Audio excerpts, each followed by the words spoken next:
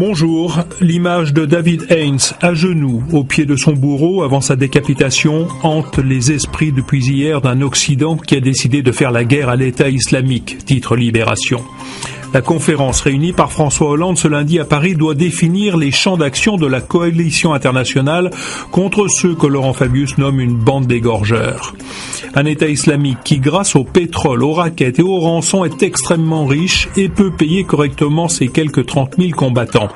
Ainsi, les Syriens et les Irakiens toucheraient $400 par mois. Les combattants venus d'Europe toucheraient en plus une prime de $700.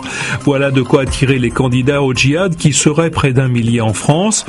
Dounia Bouzar relève, elle, que la majorité des candidats au départ en Syrie ne sont même pas religieux.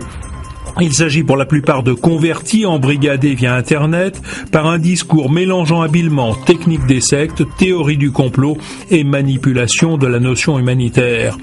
Du coup, aujourd'hui en France, pointe du doigt le risque terroriste dans l'Hexagone.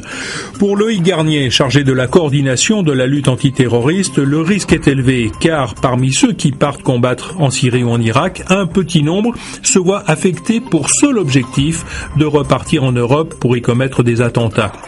Pour lui, le projet de loi présenté aujourd'hui par Bernard Cazeneuve doit permettre à l'État de pouvoir contrer le recrutement par Internet en se donnant le droit d'exiger le retrait de contenus qui rejettent la démocratie.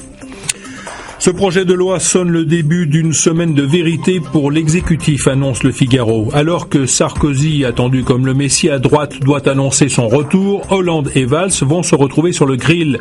Le président dos au mur donnera une conférence de presse jeudi, mais avant cela, le Premier ministre va soumettre demain son discours de politique générale au vote de confiance, avec l'épée de Damoclès que font peser les frondeurs qui rejouent l'union de la gauche.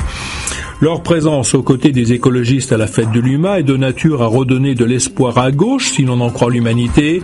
Le quotidien communiste a vu la gauche relever la tête à la Courneuve autour de ceux qui ne voteront pas la confiance.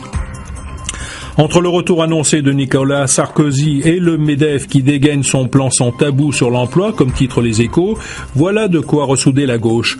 Le quotidien publie les grandes lignes du projet de l'organisation patronale pour créer 1 million d'emplois.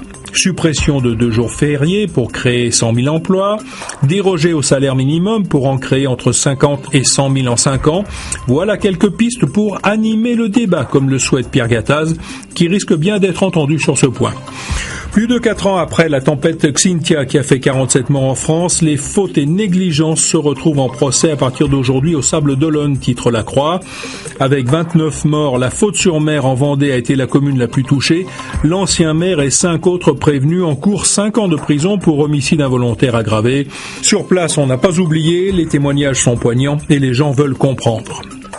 L'image du jour, c'est la page d'accueil dans 20 minutes du géant américain de la vidéo à la demande, Netflix, qui débarque aujourd'hui en France. Une arrivée qui déchaîne les passions et pourrait révolutionner l'audiovisuel français. Nous en reparlerons sûrement. Bonne journée.